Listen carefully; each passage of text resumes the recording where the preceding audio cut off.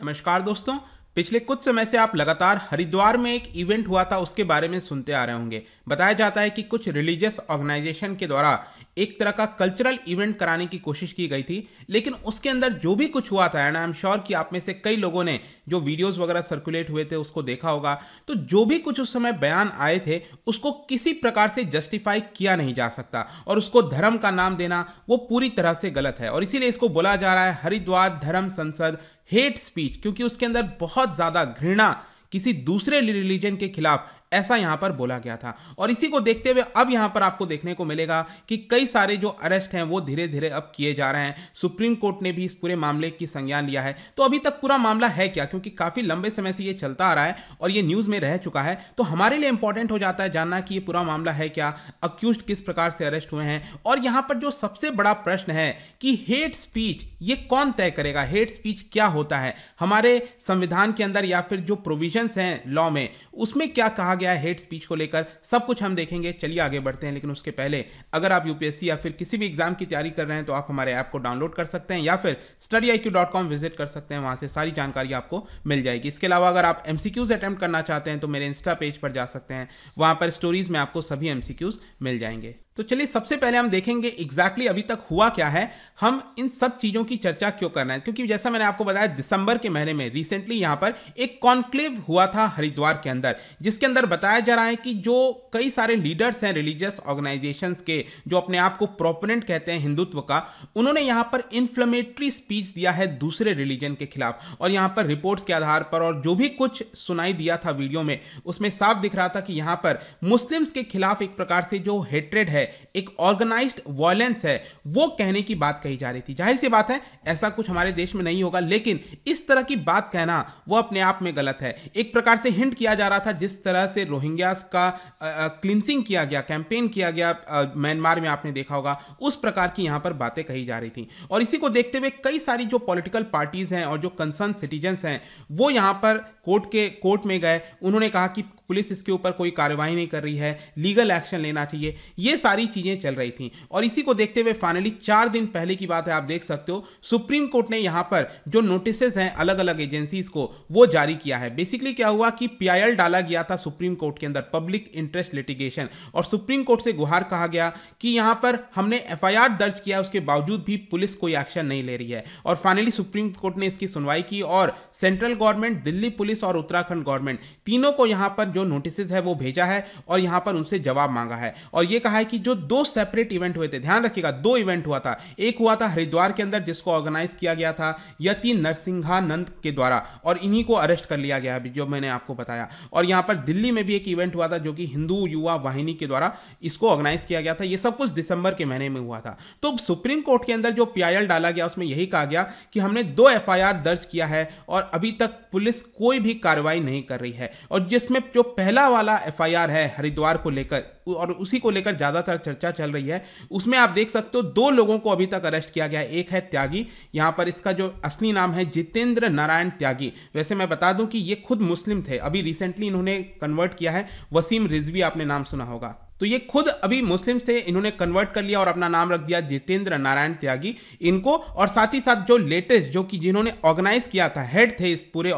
Event के, सीर नरसिंहानंद, उनको भी यहां पर अरेस्ट किया गया इस पूरे हेट स्पीच के अंदर। और इस एफआईआर में टोटल 5 लोग हैं, बाकी के 3 के नाम आप देख सकते हो, तो मे भी हो सकता है जल्दी बाकी के जो 3 हैं उनको भी अरेस्ट कर लिया जाए। तो ये तो हमने समझ लिया अभी तक हुआ क्या है, मुझे बहुत ज्यादा अंदर जाने की जरूरत नहीं है कि क्या क्या बातें बोली गई क्या नहीं बोली गई, वो सब एक अलग मुद्दा है, न्यूज के टीआरपी के लिए मुद्दा होगा। लेकिन हमारे लिए इंपॉर्टेंट क्या है यहां पर, हेट स्पीच। ये जो वर्ड है ना हेट स्पीच, ये क्या हमारे प्रोविजंस के अंदर, क्या हमारे कानून के अंदर कहीं पर लिखा गया है? मैं आपको बता दूं कि कोई स्पेसिफिक लीगल डेफिनेशन नहीं है हेट स्पीच का, किसको बोलेंगे हेट स्पीच। लेकिन जो भी हमारे कानून के अंदर जिस तरह से बातें कही जाती हैं उसमें यह कहा गया है कि अगर कोई भी पर्सन अगर कुछ ऐसा लिखता है या फिर ऐसा बोलता है या फिर ऐसा एक्शन करता है जिसकी वजह से वॉयलेंस क्रिएट हो, समाज में डिसहार्मनी हो, कम्युनिटीज के बीच में एक प्रकार से लड़ाई कराने की कोशिश की जाए, इस तरह के चीजों को एक प्रकार से क्रिमिनलाइज माना गया है। उसमें कहीं यह नहीं लिखा है कि हेट स्पीच है,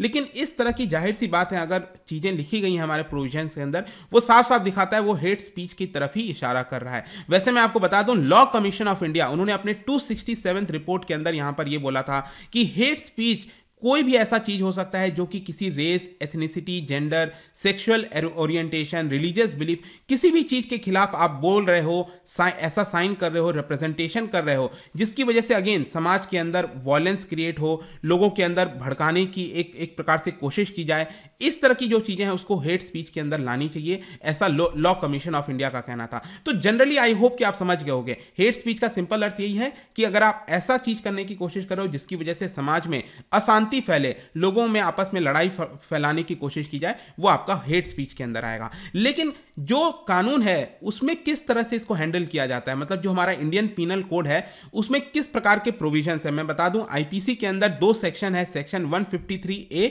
और दूसरा है सेक्शन 505। तो ये दो ऐसे प्रोविजंस हैं जिसके तहत हेट स्पीच अगर कोई करता है, अगर इस तरह की चीजें करने की कोशिश करता है, तो यहां पर उसको सजा दिलाई जाती है। जैसे कि अगर सेक्शन 153A अगर आप देखोगे तो इसमें भी यही चीज कहा गया है कि प्रमोशन ऑफ एनिमिटी, मतलब शत्रुता अगर फैलाई जाती है बिटवीन डिफरेंट ग्रुप्स, रिलीजन, इस तरह का कोई भी चीज किया जाता है, समाज में डिसहार्मनी फैलाने की कोशिश की जाती है, तो 3 साल की सजा हो सकती है। और वही अगर चीज प्लेस ऑफ वर्शिप पर की जाए, मतलब कि अगर वो रिलीजन से रिलेटेड होगा, तो यहां पर सजा 3 साल से बढ़ाकर 5 साल तक की जा सकती है। ये आपको मिलेगा सेक्शन 153A के अंदर। और जो सेक्शन 505 है आईपीसी का, वो बेसिकली रिलेट करता है पब्लिक मिसचीफ से, मतलब कि अगर सपोज आपने कोई ऐसा चीज किया, मतलब आर्मी को भड़काने की कोशिश की, लोगों को भड़काने की कोशिश की ताकि स्टेट के खिलाफ चले जाएं, मतलब सरकार के खिलाफ चले जाएं, तख्ता पलट करने की कोशिश करें, तो उस केस में यहां पर सेक्शन 505 का इस्तेमाल किया जाता है। और उसमें भी सेम यही चीज है कि 3 साल की सजा और 5 साल अगर वो वर्शिप के प्लेस पर हुआ हो,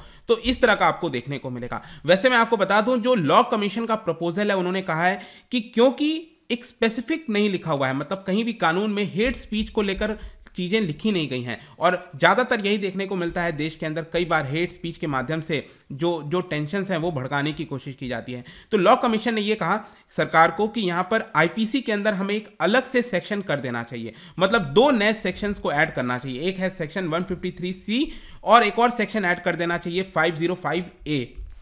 ताकि आगे से कोई भी अगर इस तरह की हरकत करने की कोशिश करे तो यहां पर अच्छे से कानून के हिसाब से उसको डील किया जा सके। और इसीलिए यहां पर जो लॉ कमीशन है उन्होंने अपने ड्राफ्ट के अंदर सेक्शन 153C में ये होना चाहिए, 2 साल की सजा, 5,000 फाइन, जो भी है। उसके अलावा सेक्शन 505A, इस तरह का चीजें यहां पर बोला गया था। तो आई होप कि हर एक चीजों को आप समझ गए होंगे। यहां पर फाइनली कंक्लूजन में मैं आपको बता दूं कि ऐसा नहीं है कि सिर्फ लॉ कमीशन ने बोला है, यहां पर कई सारे, जैसे बिजबारुआ कमेटी हो गया, टीके विश्वनाथन कमेटी हो गया, इन्होंने भी यहां पर कहा है कि आईपीसी के अंदर हमें अलग से सेक्शन ऐड करना चाहिए which is specifically related to hate speech. अभी के लिए क्या है ना, मैं आपको बता दूं, एक और कमेटी चल रहा है इस समय प्रेजेंट में, जो कि क्रिमिनल लॉ से रिलेटेड जिसमें रिफॉर्म लाने चाहिए उसके ऊपर एग्जामिन कर रहा है। मे भी हो सकता है उनके द्वारा यहां पर हेट स्पीच को टैकल करने के लिए कुछ कदम उठाया जाए, यहां पर उनके द्वारा बोला जाए, कमेटी के द्वारा कुछ रिफॉर्म्स लाए जाए, लेकिन अल्टीमेटली क्वेश्चन है कि क्या सरकार उसको इंप्लीमेंट करेगी कि नहीं करेगी। वैसे मैं बता दूं कि इस तरह का जब भी माहौल क्रिएट होता है, इसकी वजह से देश की जो छवि है उसको बहुत बड़ा ठेस पहुंचता है। जैसे कि आप देख लो, यहां पर एक एक्सपर्ट हैं जिन्होंने रवांडन जेनोसाइड को वार्न किया था कि जो जेनोसाइड हुआ था रवांडा में, वहां पर उसको पहले ही वार्निंग दे दी थी कि ऐसा कुछ होने वाला है। इन्होंने यहां पर अब उनको मौका मिल गया है बोलने का कि देखिए इसी तरह का कुछ मुस्लिम्स के खिलाफ भी हो सकता है भारत के अंदर। मैं आपको बता दूं, भारत बहुत स्ट्रांग है, हमारा जो न्यायपालिका है, अल्टीमेटली जो पुलिस है, चीज़ों को आराम से हैंडल होगा, उसमें कोई दिक्कत नहीं है। लेकिन अल्टीमेटली बात यह है कि बार बार इस तरह की चीज़ें लाकर देश के अंदर, समाज के अंदर अशांति फैलाने की कोशिश करना, इस तरह की बार बार चीज, मैं चाह रहा था कि इस चीज़ को यहाँ पर ज़्यादा तूल ना पकड़ा जाए, लेकिन जिस तरह से चीज़ें अब चलती आई हैं, जाहिर सी बात है हम सबको जागरूक होकर यहाँ पर तुरंत इस तरह की चीज़ों को नकार देना चाहिए, क्योंकि इस तरह की चीज़ें समाज के अंदर बिल्कुल भी शोभा नहीं देती। जाने से पहले, क्योंकि हम यहाँ पर रिलीजन वगैरह की बात कर रहे हैं, जाहिर सी बात है फंडामेंटल राइट एक बहुत ही इंपॉर्टेंट पार्ट है, तो क्या आप बता सकते हो इन 4 में से कौन सा फंडामेंटल राइट के अंदर नहीं आएगा? फंडामेंटल राइट के अंदर नहीं आएगा ये बताना है आपको, बहुत ध्यान से पढ़ना इन चारों ऑप्शन को, काफ़ी सिमिलर लग सकते हैं। इसका राइट आंसर आपको पता ही है, मेरे इंस्टाग्राम पर तो मिलेगा ही, वहां पर अगर आप नहीं हो कोई बात नहीं, टेलीग्राम से भी ले सकते हैं इसका सही उत्तर। मैं कई सारे एमसीक्यूज यहाँ पर डालता रहता हूँ स्टोरीज के फॉर्म में, आप जाकर प्ले कर सकते हो। बाकी अगर आपको पीडीएफ चाहिए तो टेलीग्राम पर आइए, अलग अलग सोशल मीडिया पर भी आप जुड़ सकते हैं। साथ ही साथ यूपीएससी या फिर किसी भी एग्जाम की तैयारी कर रहे हैं तो आप हमारे ऐप को डाउनलोड कर लीजिए। आई होप कि वीडियो आपको पसंद आया होगा। मिलता है आपसे next time, till then thank you very much, see you soon.